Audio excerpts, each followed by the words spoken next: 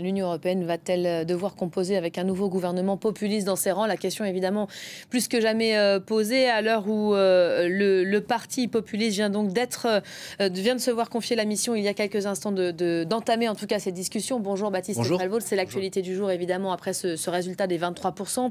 On connaissait la Hongrie de Viktor Orban et ses atteintes aux droits humains. Faut-il craindre aussi la Slovaquie de Robert Fico? Ça, c'est une question qui se pose. Alors oui, ça va dépendre aussi de la coalition qu'il met en place, puisqu'on vient de le voir dans le sujet, il doit former cette coalition.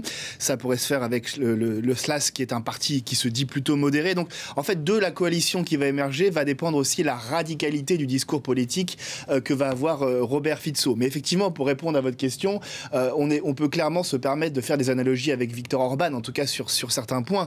Tous les deux dégagent une certaine vulgarité, il faut le dire, un sens exacerbé du complotisme, une critique acerbe de l'Union européenne et plus généralement de l'Occident et de ce qu'il représente, ses valeurs dites décadentes, son accueil des migrants, son respect des droits des minorités sexuelles, son multiculturalisme, tout ça, Robert Fico n'en veut pas. Et puis vous avez bien sûr, on vient de le voir, ce tropisme pro-Kremlin avec la reprise d'éléments de langage du pouvoir russe.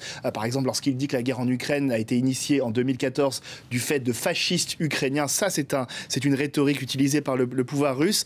Donc voilà, effectivement, il y a des risques pour l'Union européenne.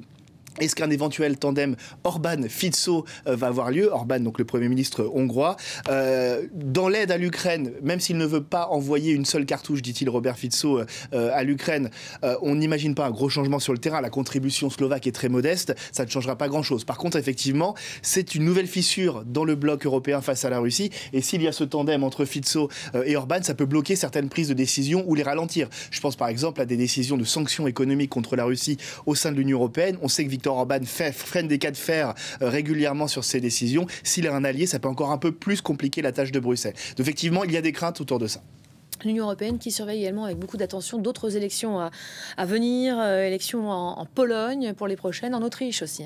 Alors voilà, la Pologne justement, où les législatives auront lieu d'ici un peu moins de 15 jours. On a vu des grandes manifestations hier dimanche pour s'opposer à un maintien potentiel au pouvoir du Parti Droit et Justice, parti nationaliste, ultra-conservateur, qui lui aussi à couteau tiré avec l'Union européenne sur la question des migrants par exemple, et sous le mandat duquel les droits, et l'état de droit en particulier en Pologne, ont tendance à s'éroder.